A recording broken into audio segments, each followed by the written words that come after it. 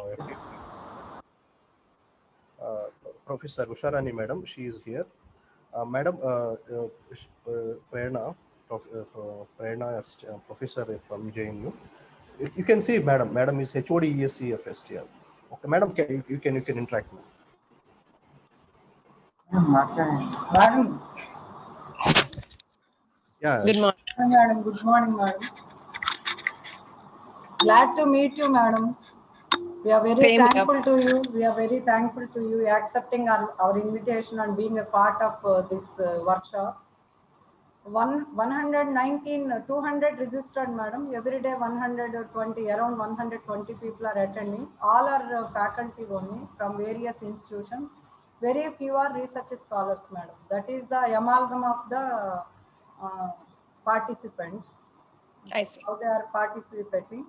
And coming to the earlier days, so far, what are the things covered is uh, basic tools, madam, Python and two packages, Pandas and NumPy packages, basics of all the things. Today we are going to initiate with the tracking, later on ML techniques. Right. Right. We will introduce, madam, within few minutes, 4 more minutes are there. Sure, sure. We will, Till then, I'll just check my PPT. okay, madam, no problem. Carry on. Yeah. Just let me know if you all can see my screen. Can you share? Otherwise, we have. Yeah. We can see you. Okay. Okay. Awesome. Yeah. Okay.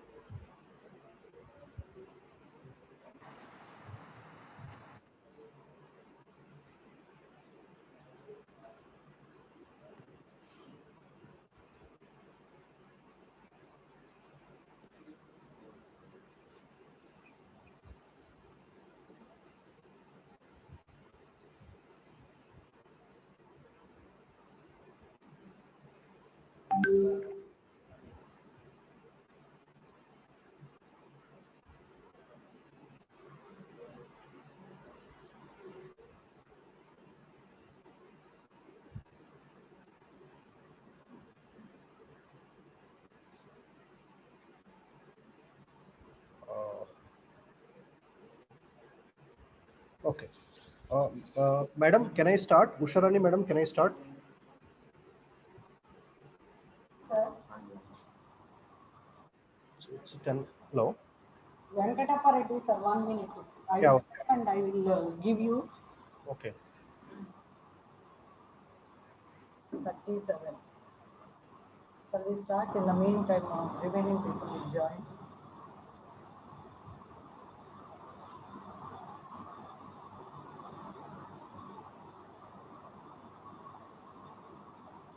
ఇంకేదన్నా disturbance ఉండాలి run అయినా కూడా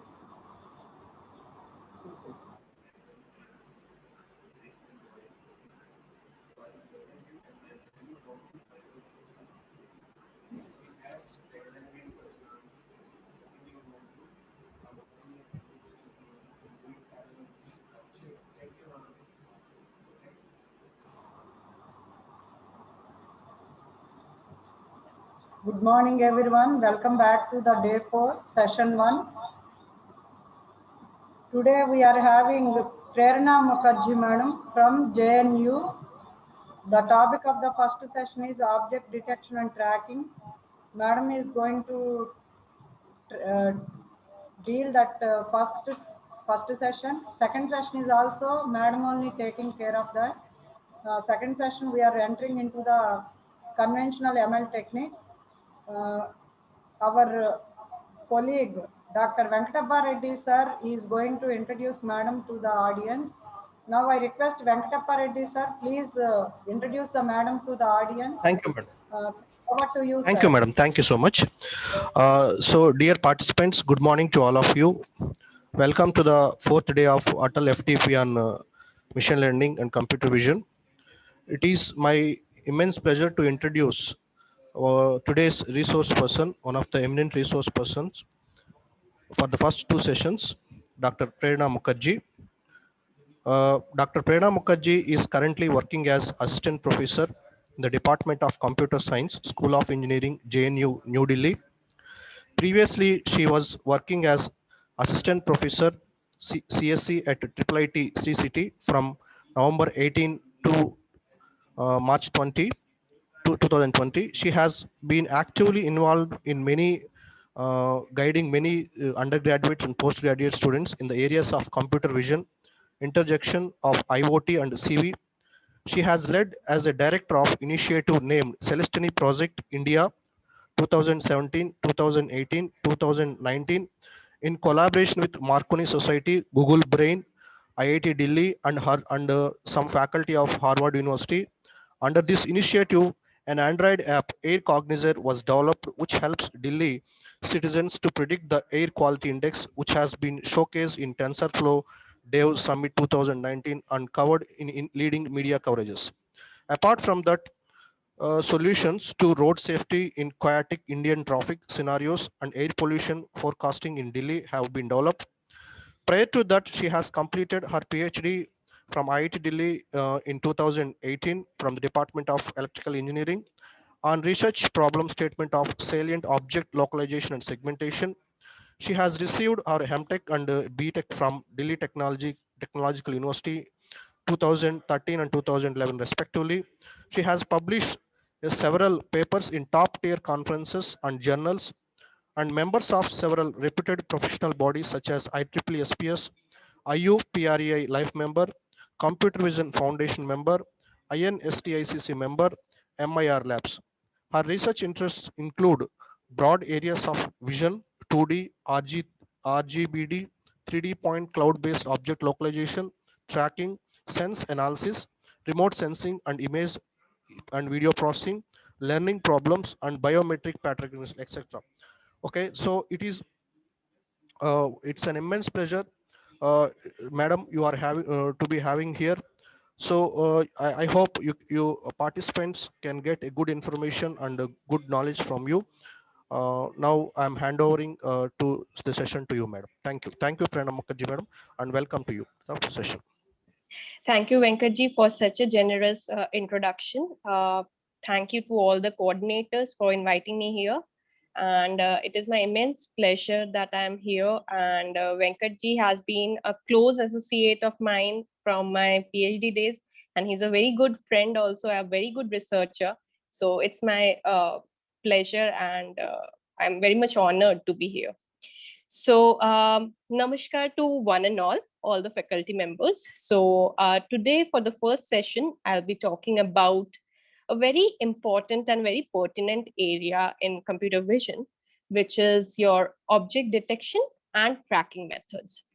So today we'll look into the brief history of how this area has emerged over the times, and what are the current kind of state of the art techniques in which we can, utilize the mechanisms that we have in present day times in computer vision and ML techniques, and then leverage it for general tasks in computer vision, like your tracking.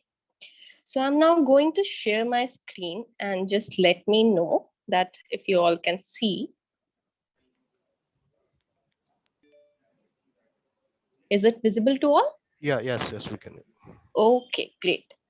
So this is the topic that I'm going to cover for the first session, object detection and tracking. So I have divided the couple of slides in two phases or two parts.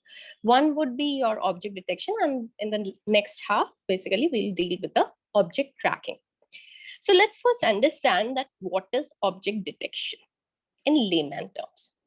So this is how image classification, or a very popular and very important area in computer vision, looks like. So the idea here is that what we have is we'll be given with a scene or some image, and what we have to do is we have to classify the given scene, that what object is present or what class label is present within the whole image. Now we would have set of K classes, and we'll simply choose with the help of the classifier or the learned model that which object class is present in the whole image. That's the objective of your image classification. Now, object detection techniques does a bit or level up in this, that what it would do is it would also localize the object. Whatever object is present, object category is present in your scene, it would also localize the object within the scene.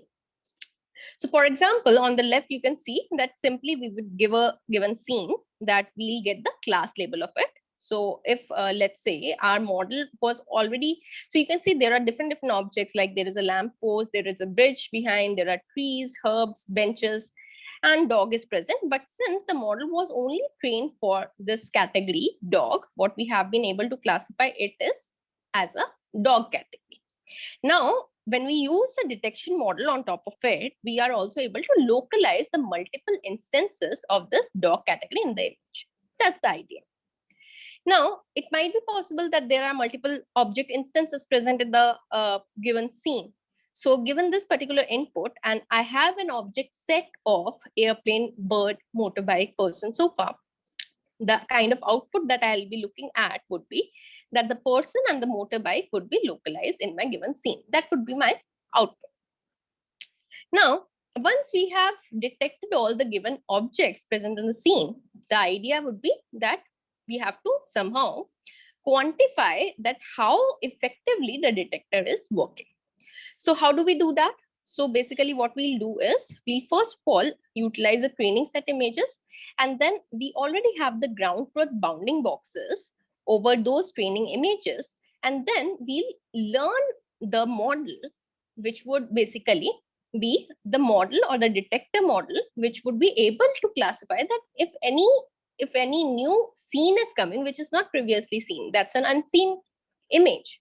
So it would be able to classify and localize at the same time all the objects which are present in the given scene. So that's the idea. So now what we have to do, given that idea, given a new image which is coming to us for being detected, we'll just look at the detector, and whatever classes it has been trained on, it would simply give us all the bounding boxes over it. Let's say I have a pedestrian detection or a person detector. So what it would do, it would just simply find out all the persons in the given scene, and it would localize simply all those objects or the persons in this context in the given scene. Apart from that, you can see on the top of the bounding box, there is also a score that we are getting. So this is the accuracy or the classification accuracy with which the detector is able to classify this object to be a person. So 0.9 means that we have 90% confidence in this bounding box that this bounding box is belonging to a person bounding box. So that's the idea. So similarly, this is for one object. We can do it for rest of the objects, and we can get the confidence scores of all these bounding boxes. Now, once we have done it, now you can see over here, there is one more bounding box, which is having low confidence score. It is having 0.2 confidence score.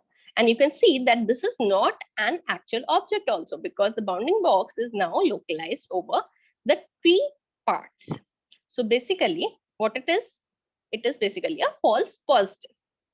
So there are certain terminologies whenever we deal with detection mechanism. One is true positive. That means that the object, which is the correct object, has been localized properly. It is a true positive.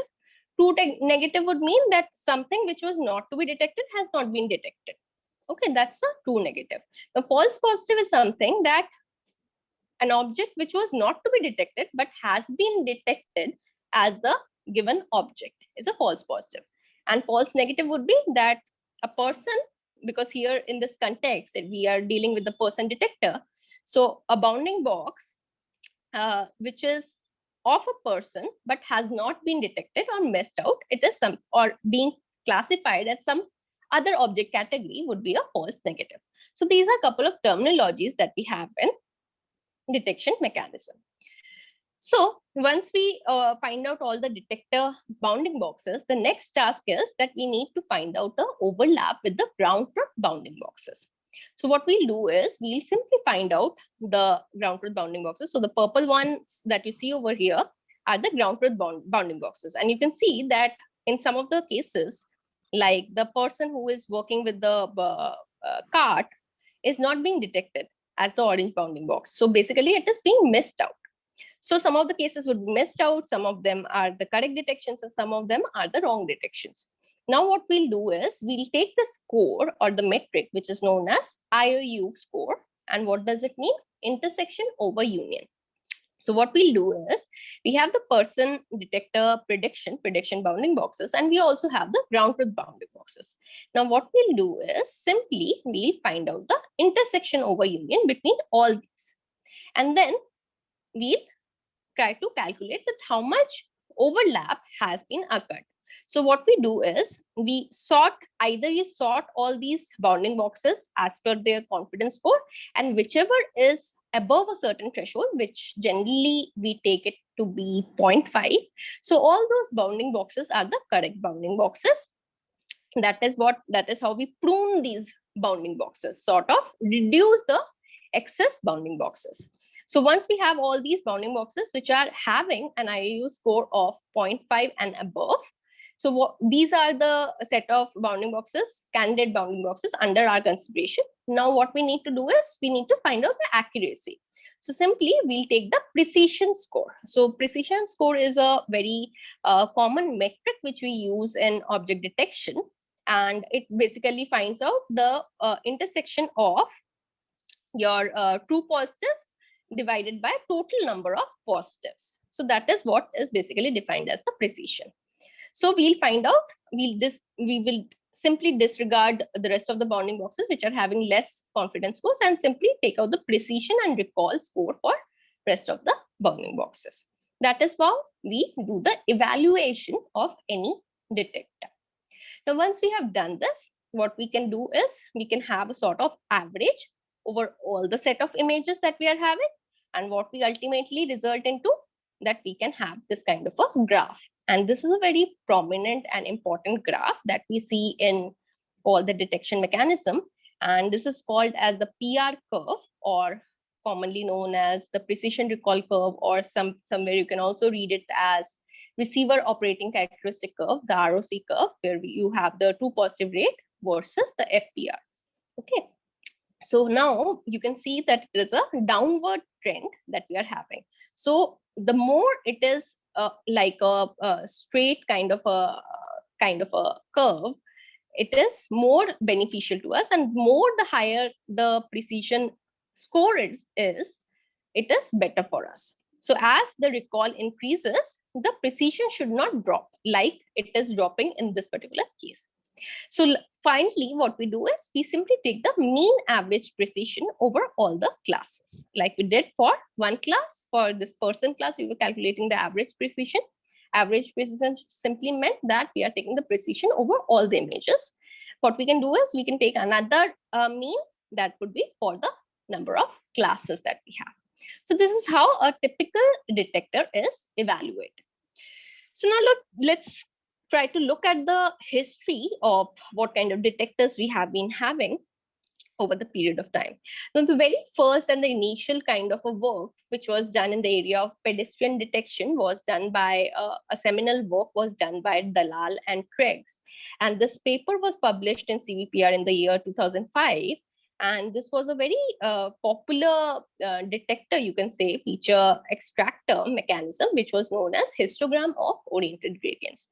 And it was particularly utilized for human detection. So the average precision that was obtained with this particular mechanism was very high. It was around 77%. And in those times, 77% was a very high score. And nowadays, of course, with the most sophisticated methods that we have in the deep learning paradigm, the average precision is somewhere around 99%. So here, what the idea was that they tried to, over a set of training examples, they tried to create an average template of the gradient image of the pedestrian. So all the pedestrian images were present. We had a set of images. We cropped out the pedestrian regions and then simply took the average of the gradient that was obtained over all those warped patches of the images. Now, once we do that, what we'll do is over every pixel, we'll try to find out the histogram of the oriented gradient across the neighborhood of the pixel. Okay, so that's the idea. Now, what we'll do is we'll get this kind of a positive, and then finally, once you do those orientations, what we can do is we can simply have a SVM classifier on top of it, which would classify it into pedestrian versus not a pedestrian. So we'll have this kind of a feature map that you see in B and C, and it is corresponding to the maximum positive SVM weights that you have across the pixels, and C is corresponding to the negative SVM weights that we have. Okay, and now once we have trained our classifier over these histogram of oriented gradients, the next task would be to classify or detect a new image. So we have a new test image. We'll find out the histogram of oriented gradients, and this one is a RHOP, which means that we have taken a rectangular histogram, basically rectangular window across your each pixel. There could be circular hog also, that where we are taking or considering the neighborhood as a circular window weighted by Gaussian. Now, once we do that, we'll have this positive SVM weights and negative SVM weights, and finally we'll classify it into whether it is pedestrian, it is having pedestrian or not. So this was the broad idea of how the very first kind of a pedestrian detector worked for handcrafted features like histogram of oriented gradients. Now, why did it work? Because we were considering kind of a average gradient image across all these cropped images of the pedestrian. So it gave us kind of a template of the pedestrian with which the test image would now be matched. Now, that was just for pedestrian. But what about if we have different object categories? Now, what we needed now was that can we have sort of a generic detector which would detect not only pedestrians but also different object categories such as chairs, horses, cars, dogs, buses, bottles, sheep. Now, people came up, or the researchers came up with this kind of an object detection data set, which was very popularly used until date. It has been a very popular data set, which is Pascal VOC dataset. And every year these people hold a challenge also, where they'll ask all the researchers to participate and give the results for classification and segmentation and detection. So they have different tracks for competition. Now, we tried to utilize the same pedestrian detector, but it did not work well for all these categories, but because it was simply not the generic detector. So we needed something like a generic detector. Now, before we move ahead, I would simply like to show you a couple of questions for you. Now, here you can see that there is this kind of a average image of something over here. Now, can someone, based upon what we have been discussing so far, can someone try to tell that what kind of an image you are seeing on the screen? You can simply unmute and let me know what kind of an image, average image, do you anticipate here? Anyone?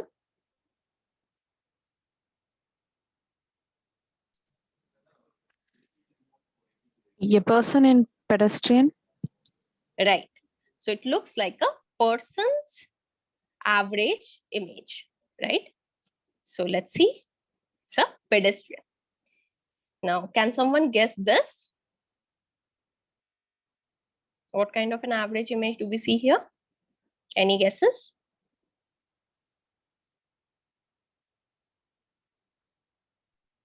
A dog. Okay. Okay, let's give you some hints. So these are my hints. Now you try to anticipate. Dog is definitely one of the category. Can it be something else? Bicycle. Bicycle. Let's look. Yes, it's bicycle. Now this one is a bit harder. Example. We see some white blob over green background. Now what it could be? Anyone?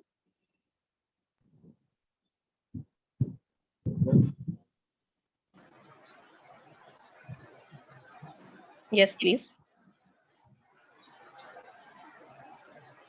Any guesses? Any wild guesses? Okay, this one is really hard, it seems. So yeah, it looks to me like a white blob on some green background. And actually it is category of a sheep from Pascal dataset.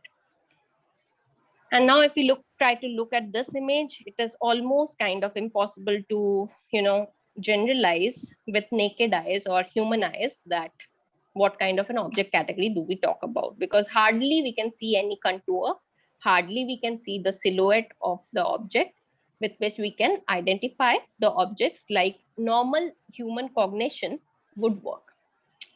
So this is basically a dog example, the average gradient image of the dog, but it is hardly discernible with the human eyes. So yeah, so as you can see, like this image, the mean of all the set of images, it doesn't look quite close to the example. So definitely with human as the classifier, it is very difficult to classify such kind of difficult examples. So we need some robust detector for this. So over the period of time, people came up with different kinds of detectors like deformable parts model, where such kind of where we do not have rigid bodies like the human objects or the dog or the sheep category, where we do not have a defined object formable part of the object. There are these kind of deformable parts model which would just identify the parts of the object and then try to come up with the detection accuracy. Then people tried to merge different kinds of techniques, like they tried to have a combination of histogram of oriented gradients, and then they also tried to mix it with the bag of visual words features, and so on. Gradually over the years, different kind of detection accuracies were observed, or the metric that we have considered over here, that is MAP, was increasing over the period of time. But sort of if you see, the trend was with these handcrafted features, the trend was kind of stagnant. So although we had some improvements over the initial years, but then gradually it became almost saturated and we were approaching the plateau. Now we needed something which would be, like a breakthrough in this entire scheme of things, and it would be having the detection accuracy as very high. So then there was a scientist, which was Ross Gershak. He came up with this very first kind of a detector, which had very popular, which became very popular and had extreme high MAP score over this Pascal challenge. And that was popularly known as region-based convolutional neural networks. So today, the main focus will be on the RCNNs. Okay, so how does this work? We are going to see. So you can see over the last 5 years, there was not much progress, but within 1 year, the kind of an accuracy, there was a sudden shoot. So let's quickly see the prelude of standard neural network. So this is how the standard neural network look like, where you have all the neurons and they are kind of fully connected, and then you might have a hidden layer. And then finally, all these connections would have certain weights, and then you would apply a kind of a activation function over the sum of the weight dot product of the weights and the input neurons, and then you apply something like a sigmoid function to understand that whether this neuron would fire or not, and then you pass the input to the final output layer, right? That is how the standard neural networks work. But then we wanted to have some changes in the standard neural network. This is the perceptron model. So from neural networks, we came to the convolutional neural networks, where we had less number of connectivity. Rather than having the fully connected layers, we had a local connectivity. And all these weights were now shared, although the input was changing every time, but the weights remained same. In the previous case, what we had was that each link had different weights, right? And then in convolutional neural network, another important thing was that we had multiple feature maps, and we had something which is known as a pooling layer. So let's look at it. So what do I mean by local connectivity? Vis-a-vis your standard neural networks, where we had the fully connected kind of a scenario. Here we had local connectivity. We were not connecting each and every neuron from layer 1 to layer 2. So we had kind of a local connectivity. Then the second thing was that we had something like a tied weights. What does it mean? That you are having this parameter set W, and all these green units are going to have the same parameter set every time, W1, W2, and W3. It is not going to be W11, W21, and so on. Okay, you are not going to have different weights for all these links. So that was the idea, that now you kind of have shared weights, and due to that, you are reducing a lot number of parameters. Okay, then what we had was we were dealing with this convolutional filters. Okay, so although your input window was changing, and we had this convolution filter which had this set of weights, these are now shared. And finally, so this is like every green unit is having the different input window, but the weights are kind of shared, or same weights you are having. And finally, we have multiple feature maps. Now, every time a new feature can be introduced. Like, for example, if we talk about, let's say we are trying to visualize the edges, what kind of edges do we have? So what we'll have one feature map which is corresponding to the horizontal edge. We can have another feature map which is corresponding to the vertical edge. Similar to that, for every feature map, we'll have different set of weights. And again, the concept remains the same, that for every unit, you have the same shared weights, but the input window keeps on changing. Okay, and then we have something like a pooling layer. The idea of the pooling layer is that you are trying to subsample these feature maps. So if you have two outputs, if I use a max pooling, it will simply take the max response of the feature map. Okay, so in this case, for first feature map, we had 1 and 4 for the first unit. So we have simply taken the max, and it is 4. So this is how the convolutional neural network gave an edge over the standard neural networks. So having said this, this is the kind of output that you see when you visualize your convolutional neural network and try to see the feature maps. You can see different kinds of feature maps. So here you are seeing the oriented edges in the initial layers. Now, it is very similar to the historical perspective also. So the way the classical neural networks were developed, it was very similar to how human visual eyes visualize. So basically, whenever we are also given with a scene, we'll not identify the whole scene at one go. What we do is we go over the layers. So in a very schematic way and a very hierarchical way, the human perception also works. So first of all, that if I present you with a scene which is having a car, okay, so you'll not see and directly classify the car. What you'll see is you will divide it into small parts. Okay, you'll first find out the edges and then maybe try to connect those edges to understand what are the junctions, what are the T junctions, what are the, and we have some kind of Gestalt principle based connectivity, which means continuity of these edges or similarity of these edges. And then slowly you come up with the object parts, and then you'll try to classify each and every object part, or just try to seamlessly thread them together and finally have the classification that this is a car.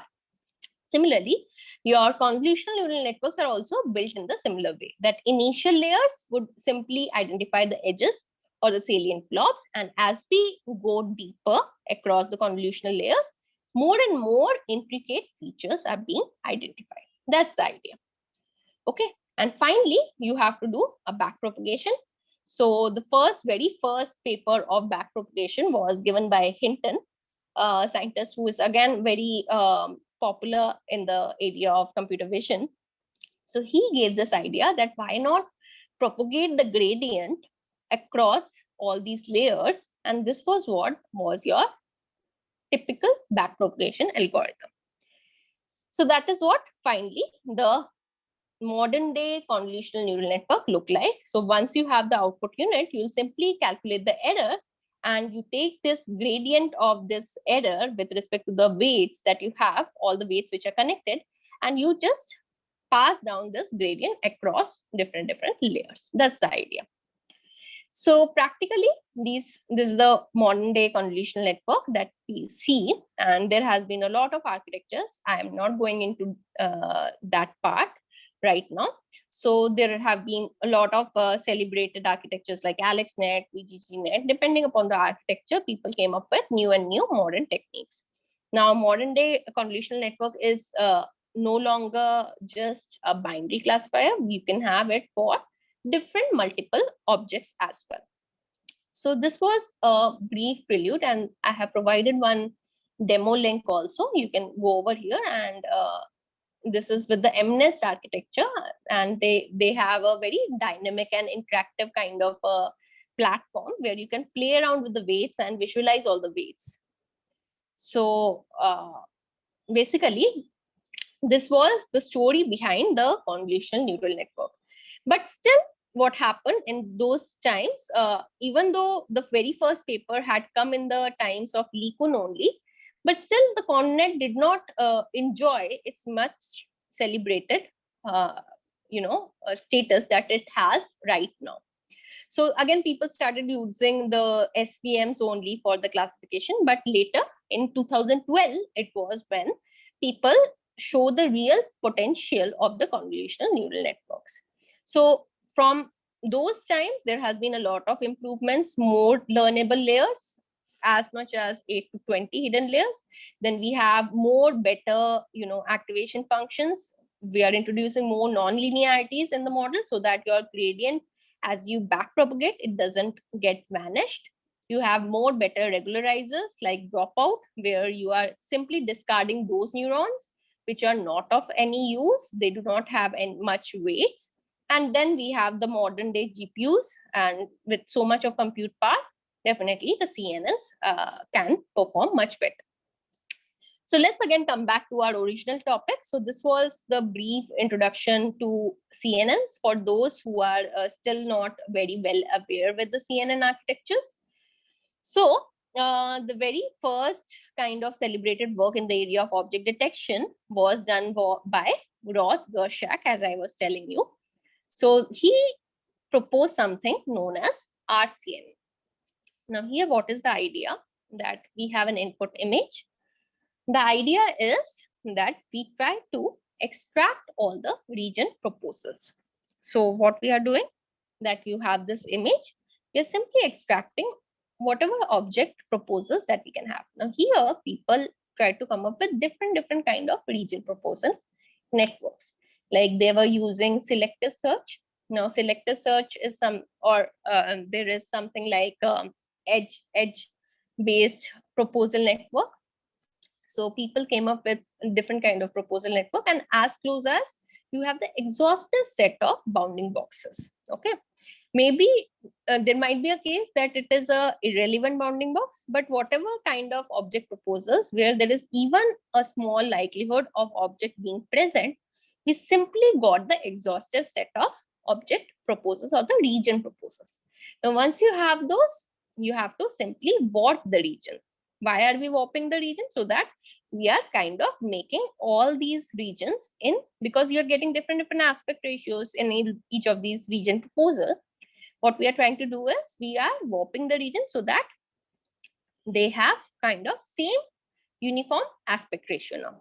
Now, once we have all these region proposals, the next task used to be that you have to compute the CNN features over each of these warped region. And since you have the last layer as the softmax, which is the classifier, you can also have it like some other classifier also. I can simply chop off the softmax, I can introduce my SVM, and then I can also do the classification. Okay, so finally what we were doing was we were classifying the regions. Now as you can see, when the people tried to replicate this RCNN over the Pascal challenge, it had huge competitive results, and there was a huge gain in the map score. So that is how this was the big turning point. Now, over the period of time, this RCNN also has seen a lot of variance and a lot of improvements has happened. So today we are going to talk about the same storyline, that how it has improved over the period of time. Now, a typical object detection pipeline would typically have certain steps, and there are three main components in any kind of an object detector. The first component is that you find out the region proposals. Now, once you have the region proposals, the next task would be that you have to do feature extraction. So earlier time, people, how they used to do that, given an entire image, what they used to do, they used to divide it into non-overlapping blocks. And for each of the blocks, they used to calculate the features. So initially people used to do like, you have all studied in your previous lectures, SIFT and HOG. So what they used to do, they simply took these blocks and compute the handcrafted features like SIFT and HOG. And finally, they'll use a classifier, like a linear classifier like your SVM, and then try to classify each of these patches and then take a majority score over all the patches. So that is how traditionally people used to visualize the detector like. Now, in case of your RCNN, what we are doing is we are using a region proposal network, like your any selective search kind of a mechanism. And then we are, for each of these patches, we are finding out the features, CNN features, and then classifying it. So this is the idea. Like I was telling you, the selective search would be giving you the region proposals.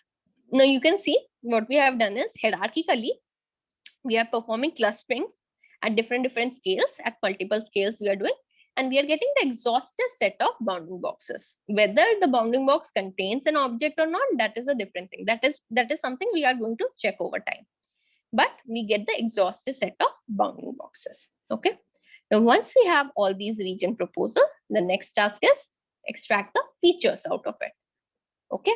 So next task would be that you apply a convolutional neural network over these region proposals and then have a classifier like an SVM and classify all these region proposals. Now, another parallel pipeline which we had in this kind of a mechanism was a regressor. Now, what was the task of this regressor? As we understand, regressor is something like a line fitting kind of a model. So basically here the task is that we want to regress the bounding box. So initially, whatever bounding box estimates, now any bounding box would be represented by 4 coordinates. Every time it is represented by only 4 coordinates. What is those 4 coordinates? X, Y, and W and H. And what is this XY? XY is generally the top left coordinate of the bounding box. And W and H corresponds to the width and height of the bounding box. Now, the regressor, what it would do is it would find that if there is a, there is a slight dislodge from the original area, it would simply make it align to the object. So that was the task of the regressor. Now, if we try to see what are the total number of parameters, we have the parameters for the ConNet, we have the parameters for the classifiers, the weights basically for the classifier, and then we also have the weights for the regressor model. Okay, so these many number of parameters we had for this model. Now, if we try to estimate the computational cost, this is what it would look like. One is the proposal time, the generation of the proposal, and for each of the proposal, you are again doing a convolution, right? So that is one thing. And plus for each of the proposal, you are also doing classification, and for each of the proposal, you are doing the regression also. So total of all these time is the inference time, and it was huge. That is why people came up with some variant, okay, of this RCN. Now again, Gershak, he proposed a small tweak over this particular traditional RCN, and what he came up with was termed as fast RCN. Now let's look at this fast RCN. So what he said was that initially what you were doing was that for each of the proposal, you are doing convolution independently on top of every proposal. Now what he said was that why not we do the region proposal network by CNN only. Okay, let's not depend upon another off the shelf, kind of proposal detector, and we give you the entire input image and you apply the ConNet on top of it over the entire image, and then you take out the feature map at Con5, okay, and then you kind of understand that what are the region of interest and utilize this region of interest to give out the region proposals. So that was the idea. So what he did was that over the entire image, he applied the ConNet, and then on the fifth, and ConNet was a VGG16 architecture. He simply chopped out the Con5 feature map of the image, and corresponding to that feature map, we had patches basically. Okay, these were the region of interest. Now what we did was we applied a pooling layer on top of this ROI layer, and this was known as the ROI pooling layer. And the idea for this ROI pooling layer was that since you had different aspect ratio of these feature maps, okay, so you wanted to have a uniform size for all these ROIs. So what we did was that we used to divide it into k equally sized regions, which were of standard dimensionality H cross W. And then we took the max pooling of these regions so that we get a vector now. Till now, we were dealing with a matrix. Now we have vectorized this entire kind of region. And finally, we have all these vectors for different regions. Finally, what we'll do is we'll concatenate it together, this k-dimensional vector, and we'll get a one uniform fully connected layer. And once we have this fully connected layer, you can apply your whatever classifier and regress on top of it, and then backpropagate the errors. So that's the idea. So once you have the FC layer, it would give the broad representation of the region proposal. And on top of that, you can add your softmax, basically the classifier layer. And then you would calculate the probability distribution over the different object classes for these for this particular image. Okay. And then you have a joint loss here. So in the previous case, we did not have a joint loss. Okay, we had a separate classifier, we had a separate regressor, right? And that was independently, backpropagated. Here we are calculating a joint loss. You can see the log loss as well as the L1 loss. This is the joint loss that we are calculating. And then we are backpropagating the errors. And similarly, you can also add a regressor on top of it. and then regress the bounding box. So that was the idea in fast RCNN. Okay. So this was a level up over the RCNN. But then people also started arguing that can we make more optimized? Can we make it more faster? So with that intent, basically, your something which is known as a faster RCNN came into existence. So this is the same concept that I have shown over here, the ROI pooling. So the idea is that once you have the patch, you are making it as a standard H cross W size, and then we were dividing it into K patches, right? Here, like we were dividing it into K patches. That is what has been demonstrated here, that we divided into equal sized, regions. And we have something like a 512 cross 49 output size. And then we'll use a pooling on top of it. And we have the same weight matrix, same dimensionality weight matrix we'll be achieving in fast RCNN. Fast RCNN, yeah. So that was the idea here. Now, what we are trying to do is that, can we make it more faster? So people started arguing that rather than, having a ConNet for finding out the region proposal, can we have a new CNN altogether for a region proposal network? That is what was basically the main intent in your faster RCNN. So what we did was, the idea was very simple. So what they did, if you recall, in the previous case, here, if we chop out the conf5 layer, the kind of dimensionality that we were coming up was 512 cross 7 cross 7. That is what we are seeing over here. Okay, that was the dimensionality that we had in the VGG16, last pooling layer that we were dealing in fast RCN. So they took that same, same dimensionality. This is the same dimensionality, H cross W, and the number of features are 512.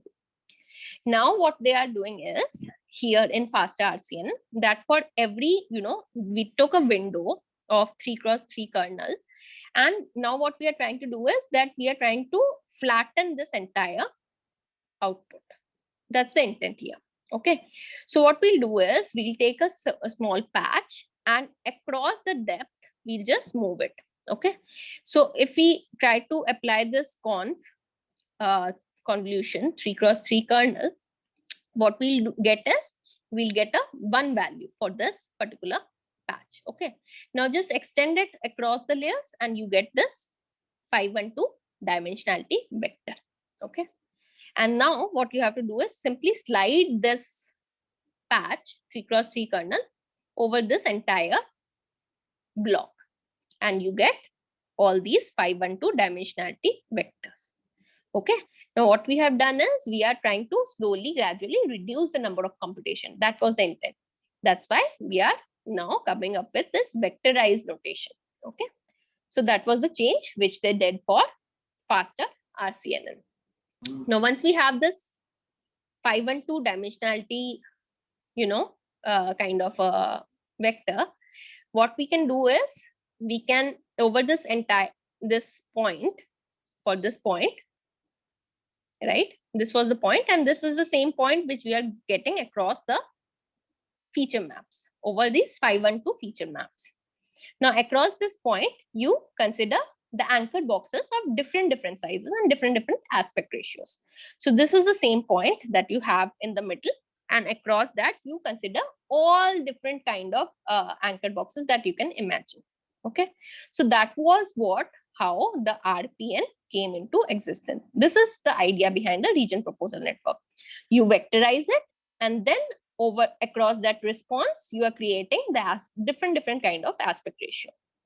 Now what we'll do is, you have to classify also these bounding boxes. Now you have got with the brute force technique, you have been able to get all the anchor boxes. Okay. Now the idea is that you have to also classify and also regress these boxes. So what you'll do, that you'll take the ground truth bounding box. Let me annotate it with different color. Let's say the ground truth box for this was something here. Okay. Again, do the same thing. Take the response. Okay. You get the response here, and across this, you take different windows. Those are the different anchor boxes of the ground truth. Now, for each of these region proposals that you have got, you have different anchor boxes in the ground truth. Now again, do the same thing, do the IOU and select only those boxes which have the maximum objectness. Okay. And those are the boxes which are your final region proposals. So you have done the pruning now. Okay. And you have got the final candidate boxes which has the maximum likelihood of containing the object. That is what is called as, termed as objectness. All right. So that is what we have got. Now, finally, what you need to do, you need to regress the bounding boxes. If they are not correct, you simply use the regressor on top of it.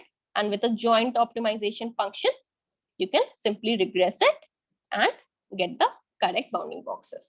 So with this, basically, we were able to, reduce a lot of computations. And that is why this variant was termed as faster RCNN.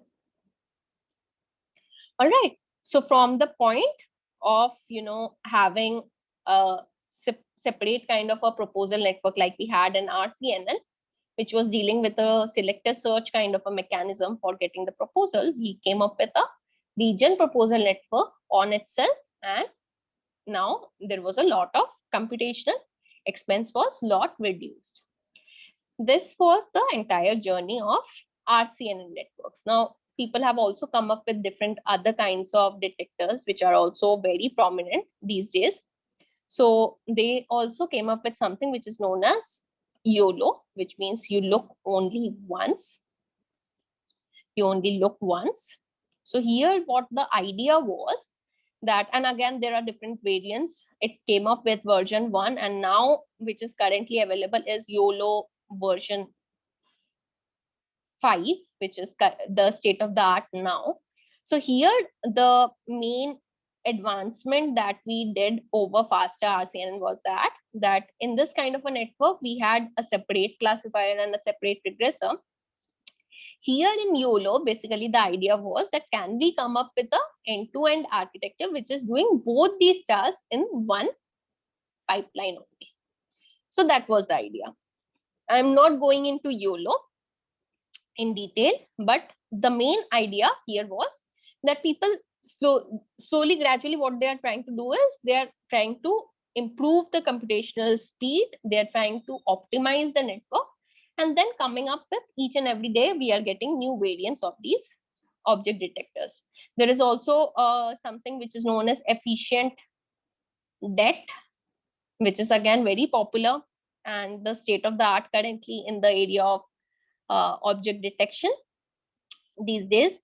So in case of your efficient DET, in case of YOLO, still you need to compute your parameters. In efficient DET, the entire set of parameter is also, self kind of generating parameters. So they utilize something which is known as NASNet architecture.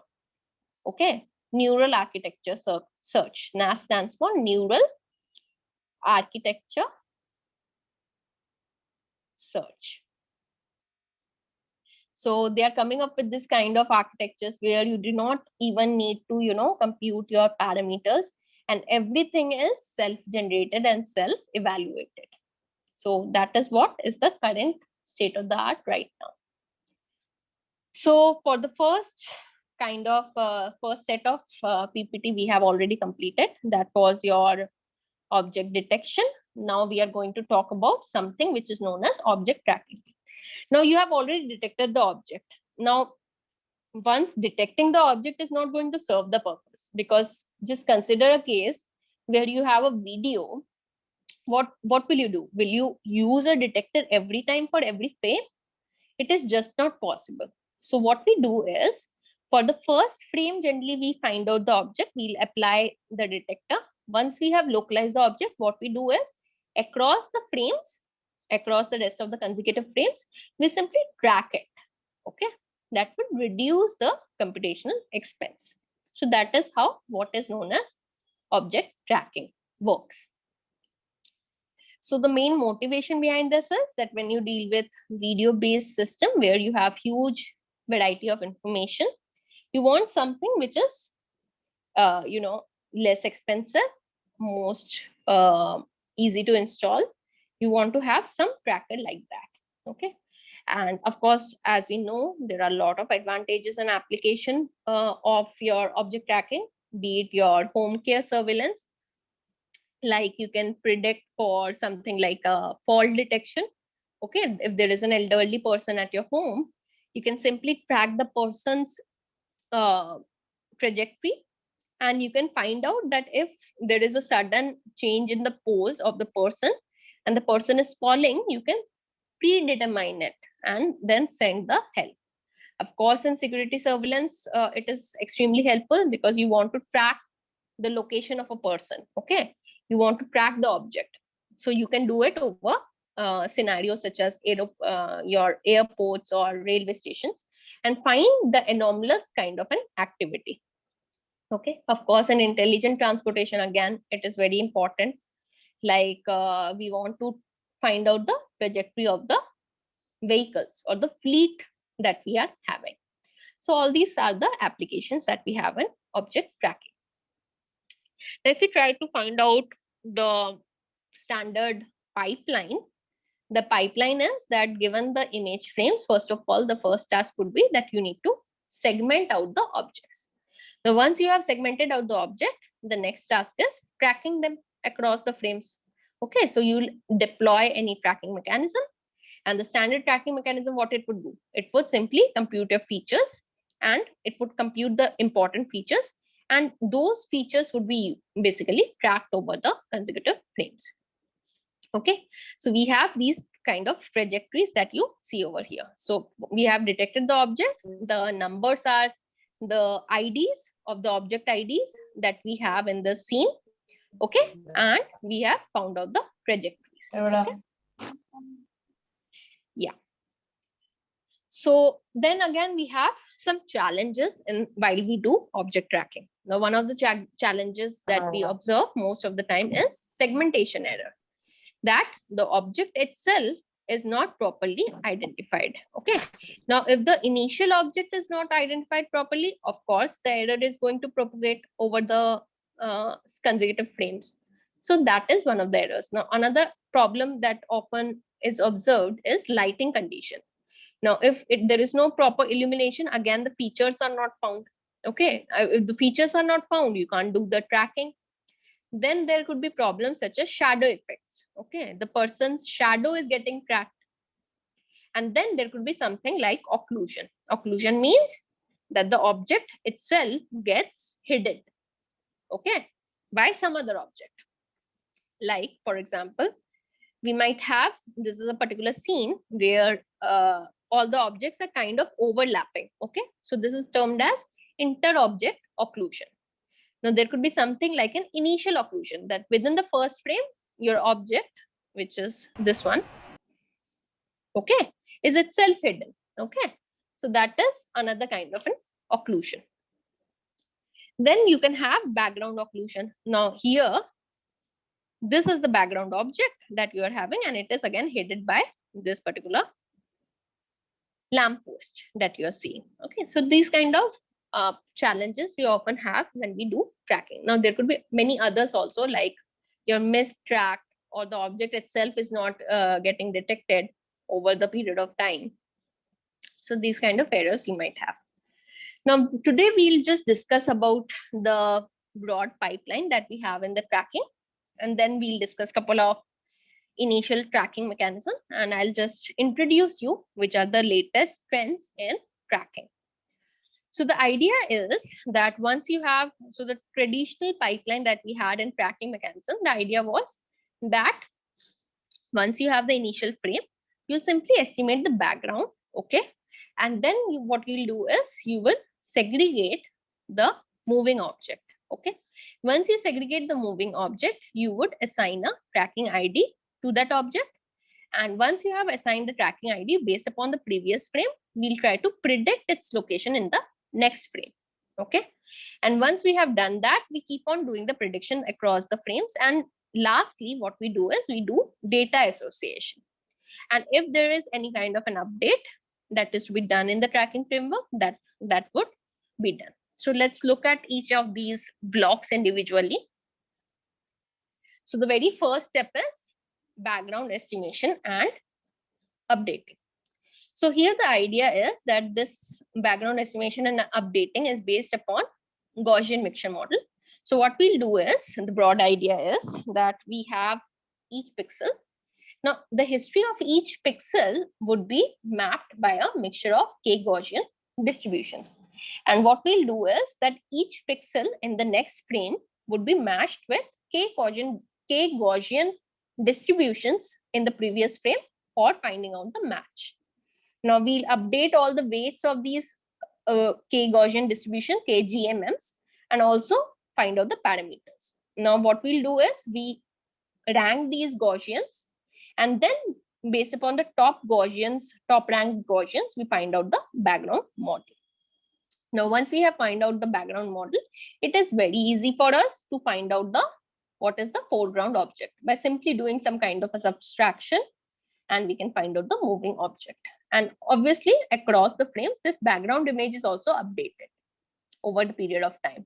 So every time we need to do this and find out the background estimation. And once we have done the background estimation, you can find out the foreground object. Now there could be various mechanisms with which you can find out the foreground object.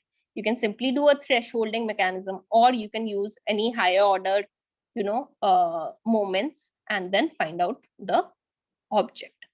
So once the background model is found, the next task is moving object segmentation, as in the pipeline. So these two steps are done now. The next thing is that you have to utilize some kind of a tracker to associate the next location and do the prediction over subsequent frames. So we can use as simple as a Kalman filter. So what does Kalman filter does? Kalman filter is mainly based upon, so this is the standard paper if you want to look into the Kalman filter. So this filter was actually introduced in mechanical engineering basically. And later on, people started using it for image processing. So here the idea was Kalman filter that they tried to, model it on.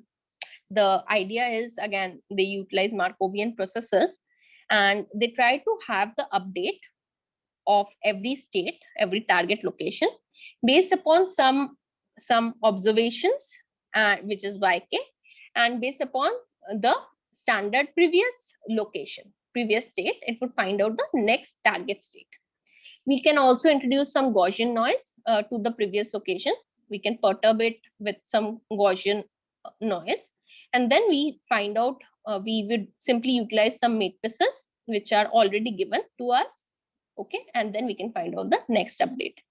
So this is the kind of Kalman filter phases that we have the observed measurements. We would find out the state estimate, current state estimate, and then we'll try to utilize the current state estimate plus the observed measurements, and then find out the next predicted state. So that's the idea. Now, once we have done that, you can also store your measurements across. So you have this measurement matrix. Every time you can store also. Okay, so the idea here is that you have the previous position in the previous frame. You have the predicted location. You have find out the predicted location in the next frame. Now what you would do is you take the neighborhood of around these windows around P1 and P2, and then try to find out the dissimilarities between this point and this point, that whether we have correctly find out or tracked it across the next frame. And based upon those dissimilarities, we can find out the measurement errors. If there is something that this point has been dislodged from its actual location. Let's say the actual location is this P2 prime, and we have found out this location. So we'll simply try to align it to its original position. So that's the idea. We keep on searching for the candidate representation points in a iterative manner. Now, once we have done that, we can also utilize something known as data association. Now, in case of your data association, the main idea is that we would simply, while performing all these measurements, associating measurements with the targets, we would also see that whether the data as in the measurement matrix is being correctly associated or not. So there are again different kind of data association things that we can have, like there is something known as probabilistic data association. You can look into it. I'm not going into the details of this, but this is the main step that we have to do once we have obtained a tracker. Now we have got, so if we look at the pipeline again, we did background estimation, we have done the moving object subtraction, we associated a tracker like a Kalman filter, we did the prediction, we were maintaining this measurement matrix. Okay, every time for every target, we have this measurement matrix. And finally, what we are doing for the given the measurement candidate list, we are associating the tracks. We are simply associating these tracks and then doing the update, whatever update we want to do. So that is the typical pipeline, what we have in tracking mechanism. Now, the final output that you'll see in most of the tracking algorithm would be that whatever, let's say you have a tracker for your vehicles. So basically, each of the vehicles would be associated with a new object ID.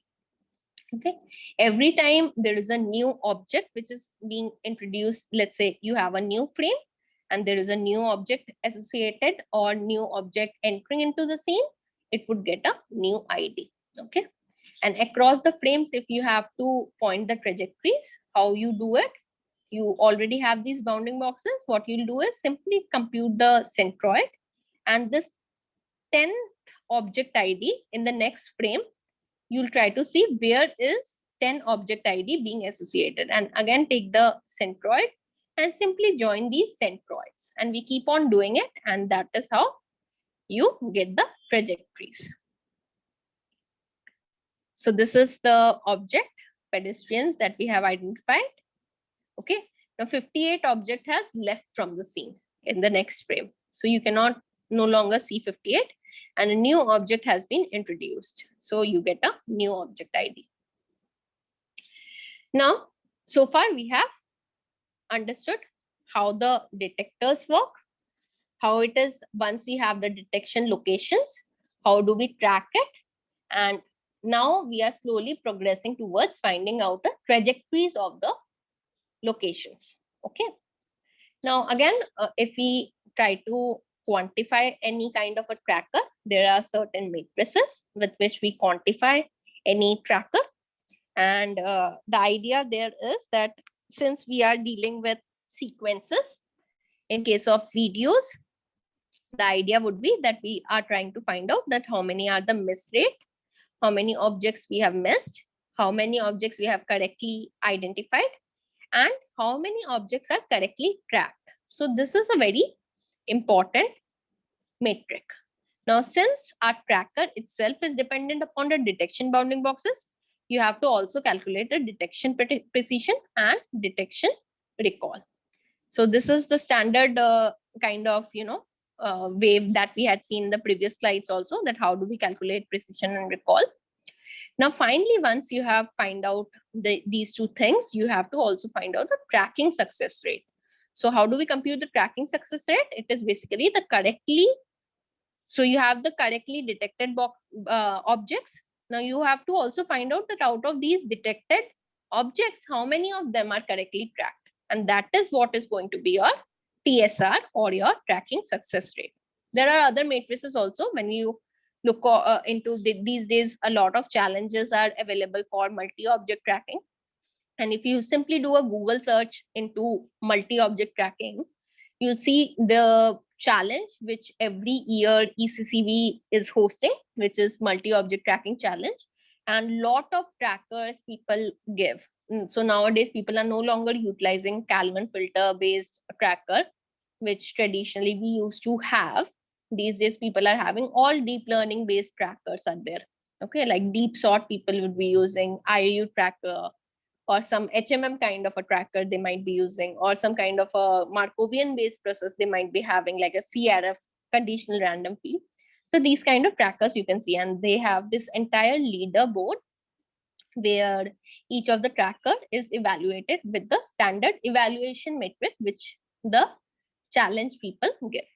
Okay, so we can also compute the TSR with respect to your occluded objects. And this is something which is very important because you want to have a very high accuracy for objects when it gets occluded. So it should not be the case that if an object, let's say I have some object here, it gets occluded. I have some object like this. If let's say it is getting occluded by partially occluded, so your tracker should not be missed. Okay, it should not be the case that the detection window is itself missed. If that is missed, you know, your tracker would be failure, tracking would be fail. So that is something that we want to ensure, that every time it is occluded, it should also be tracking. Still it should be tracking. Okay, apart from the other challenges that we have. So this is something known as the trajectory. As I was telling you, that what you can do is that rather than representing it in the form of these bounding boxes, what you can simply do is find out the trajectories of this particular ID across the frames. And this is how you can find out the trajectory.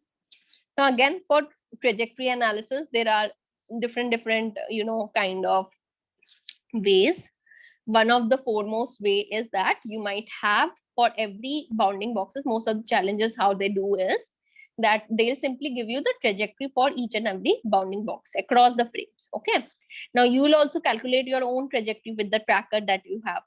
Now what you'll do is you'll kind of find out the overlap between the ground truth trajectory and the overlap with the your found out trajectory. Okay, so the red one is basically the trajectory of your tracker, and the blue one is the ground truth trajectory, and you can see the relative error is almost negligible, right?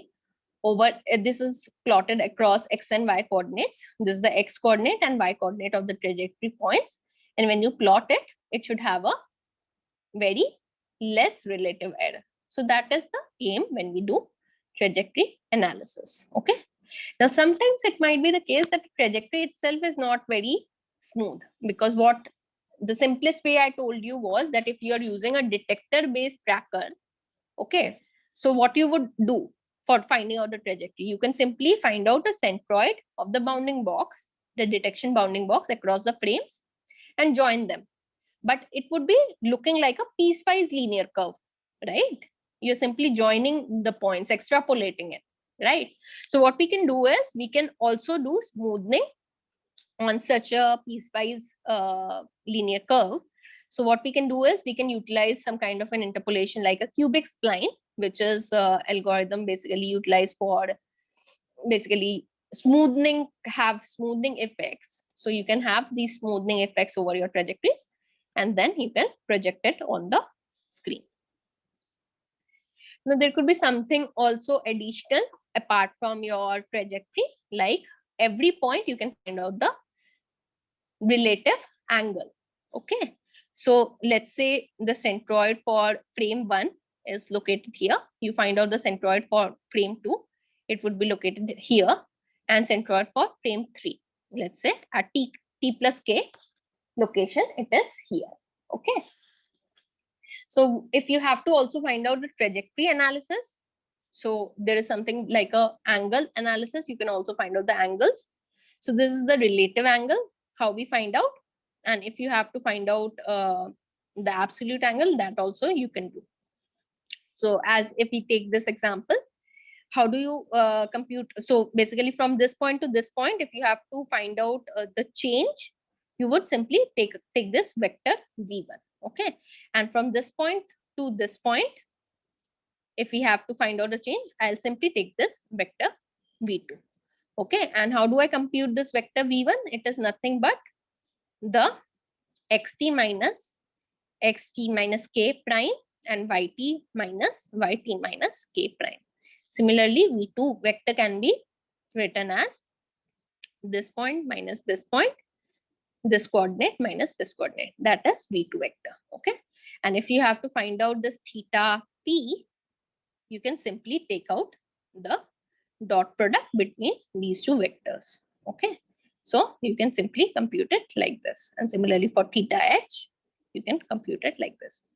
So like this way also, you can do trajectory analysis apart from plotting it over the original trajectory, like we were finding out the relative errors.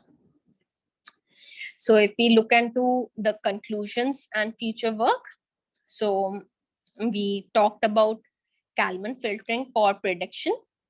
Now we can also utilize different kind of association, like we saw for PDA. PDA is nothing but your probabilistic data association. Okay, you can do this kind of analysis. This is a standard way. And then there are different other trackers, like HMM could be there, and there could be something like a rule-based tracker. Okay, so these kind of trackers you can have. And these days more higher level events are being, these trackers are also more sophisticated, and we have more higher level, deep learning based trackers, like DeepSort is present, something like a IAU tracker is present.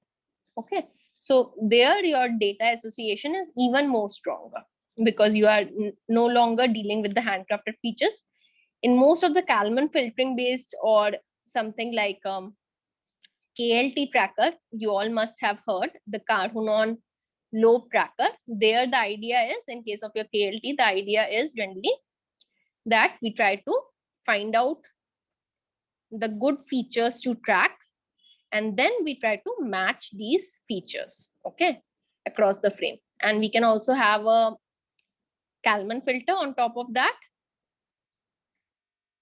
to regress this, to update, to find out the update of the previous location. So these are the traditional approaches. These days people are resorting to something like DeepSort. What is the idea in DeepSort? Basically they'll take any kind of a detection mechanism, like your faster RCNN or YOLO mechanism, and then what they'll do is they'll have a very stronger association of data.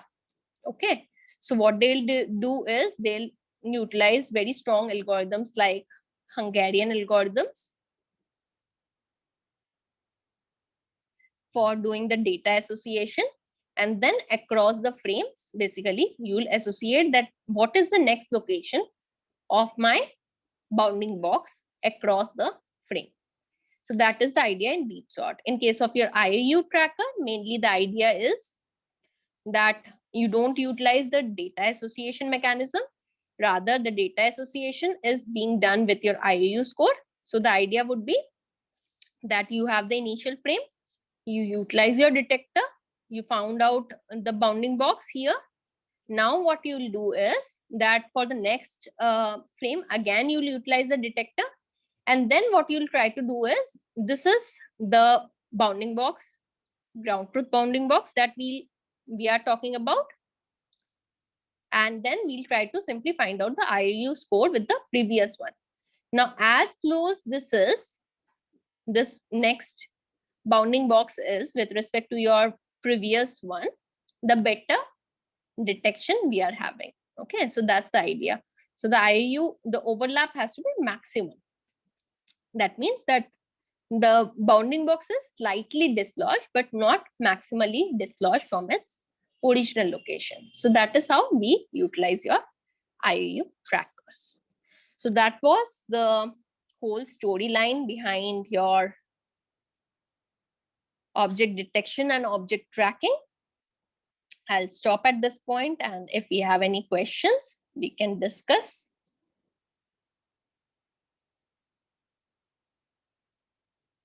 Any questions from the audience?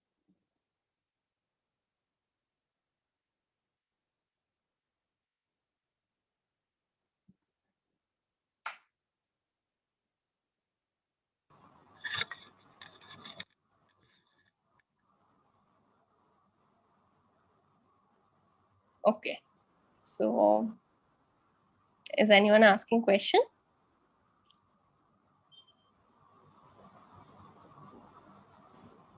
Ma'am, Yeah. This is Samir Patil. The question is not quite related to the contents, but I am really interested in, if I am the first time looking into the computer vision stream. So if I really wanted to go deep into this, what should be my starting point with the computer vision studies, and how should I pursue my expertise into the computer vision? Right. Sameer, like, if you want to delve deeper into, I can hear a lot of echo. I'll request all the rest of you to please mute your screens. Yeah. So basically, if you are first of time, you are exploring this computer vision area. So the very first thing that you need to have is that you should be doing a course of image processing beforehand. Then only you should, come into computer vision, because otherwise what would happen, you would not understand the basic building blocks like edge detection. You'll not understand how do you find out different kind of segmentation. How do you understand, because computer vision is a level up to basic image processing tools that we have. Okay, now the next thing is that when you start with computer vision, you have to first understand the handcrafted features, because then only you will be able to understand, with your deep learning based mechanisms. So first of all, you have to understand the basic feature detectors like extractors, like your sift, hog features, those kind of features. You have to understand that how the interest points are identified. Then you'll also study about topics like, once you have identified the features, the next task is that you have to do matching of those features. Feature matching is again important part, because if you have to do tasks like retrieval or classification or tracking, the main thing is that you have to do the matching of these features. So again, there are different kinds of matchers. Brute force matchers are there, then there are more sophisticated matchers are there. Then there are some advanced level tasks. Like today we discussed 2 tasks like object detection and tracking. There could be more tasks, such more vision related tasks, like your segmentation task could be there, your tracking could be there. Okay. So for all these tasks, again, you have to utilize the basic pipeline feature extractor. And then on top of that, you'll be basically utilizing your different mechanisms of vision, and then basically doing or performing those tasks. So first of all, I would strongly suggest that you have to, clarify your basics of image processing, then start up with any kind of a vision related course. And these days, a lot of courses are, if you want to study at home also, lot of platforms are there. NPTEL, very nice courses are there. Then you can start off with Coursera basic courses for computer vision. And these days, many of the universities also publicly release their slides. Like Stanford University, there is a course on CS234N.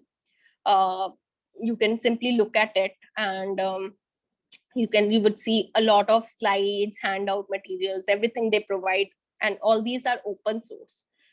So you can look at that, and then you can simply start off with small tasks like classification, and then you can look into more complicated tasks, like how can you utilize these basic tasks into something like an intelligent transportation maybe. Okay, so that is how you can proceed, Sameer.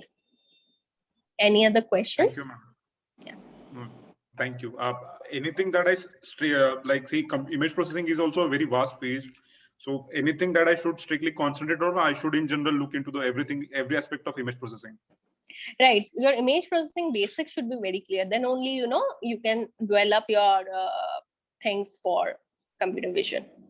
Okay, so I see one more question. For starting research in medical image analysis other than image processing, what courses are necessary, ma'am? So yeah, so if you are working in the area of medical image processing these days, so one very relevant course is your image processing. You should be knowing. You should be also knowing your machine learning, because nowadays in medical image analysis, if we look at the broad tasks in medical analysis, what are the broad tasks? Maybe you have to do segmentation, maybe you have to do edge processing, or maybe you have to do the localization. Okay, so again, you have to resort to some kind of mechanisms in machine learning. So you have to also do your machine learning course very strongly, because then you can do the small tasks which are related to your medical image processing. And these days, people are really using deep learning in the context of medical image processing. So my strong suggestion would be that it would be very great if you can quickly understand the aspects of deep learning and start utilizing deep learning for your tasks basically. Yeah. Any other question? Hello, ma'am. Yes. Can we use these object detection algorithms for medical image classification? Yes, you can definitely use that, but the thing that you have to take care of is that these detection mechanisms, so mainly in case of your medical images, we are more interested into segmented regions. We are not interested into, you know, bounding boxes. But yes, there could be a task like if you have to find out some lesion, let's say brain lesion, so you have to localize that. So there you can utilize your detection, but you have to take care of that there is something which is known as transfer learning. If you are using, let's say, I'm assuming you are using some deep learning technique. Okay, so since the pre-trained models are only working for your generic classes, what you have to do is for your object category, you have to, you know, retrain the weights. Then only you can utilize the model for your medical domain. Okay. Ma'am, for that ground truth values, how can I obtain, ma'am? Yeah, so ground truth value is something very challenging, I would say. So most of the time for medical images, either you resort to, you know, public data sets, because there the ground truth annotations would be already given by the researchers. Otherwise, you have to, if you are working on some very novel problem, let's say you are working on some problem where data is very less, you have to involve clinicians. Otherwise, you know, the ground truth you yourself doing, because we don't we as a researcher, we do not understand that whether the ground truth is perfect or not. So you have to involve some kind of doctors or clinicians to get the ground truth annotations. Otherwise it is difficult. For this, it is necessary, ma'am. Ground truth values are necessary, ma'am, for object detection algorithms also. Yes, object detection algorithms, your ground truth is very much necessary, because otherwise you won't be able to train your models in a supervised setting. Yeah, yeah. Okay, ma'am. Yeah. Thank you, ma'am. Yeah. Okay, so yeah, so it's question from Sandeep. Ma'am, I am doing research work in healthcare mammogram using ML. Which algorithm is best for accuracy? So, Sandeep, can you tell me whether you are working on a detection problem or a segmentation problem? Ma'am, basically it is detection. Detection problem. Okay. Yes. So if you are trying to find out, so I believe you are trying to find out cancerous cells, is it? In a mammogram? Yeah, cancerous or brain tumor or a fracture. Right. So if you have to, you know, utilize a detection window to, you know, localize the region. So the best state of the art currently is efficient det, because, and in fact, I would strongly suggest you to utilize efficient det version 2.0, because it is Okay. also very easy to use them on mobile platforms. So later on, if you think that you want to develop an Android app or any kind of an app for, you know, detection, just by clicking the photograph. So there, you know, you would need very lightweight models. So efficient det version 2 is very good there. Okay. Yes, ma'am. Thank you, ma'am. Yeah. Any other questions?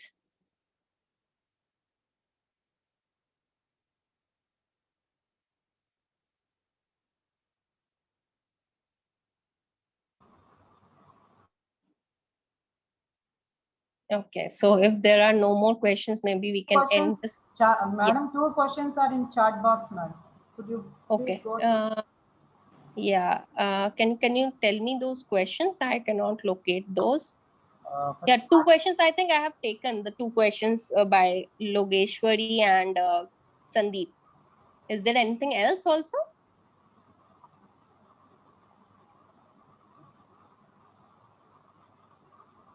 Okay, ma'am. Madam, Oh. thank you so much, madam.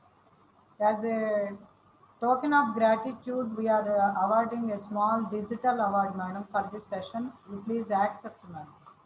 Okay, thank you so much. Please. So next session would be at, okay. Thank you so much.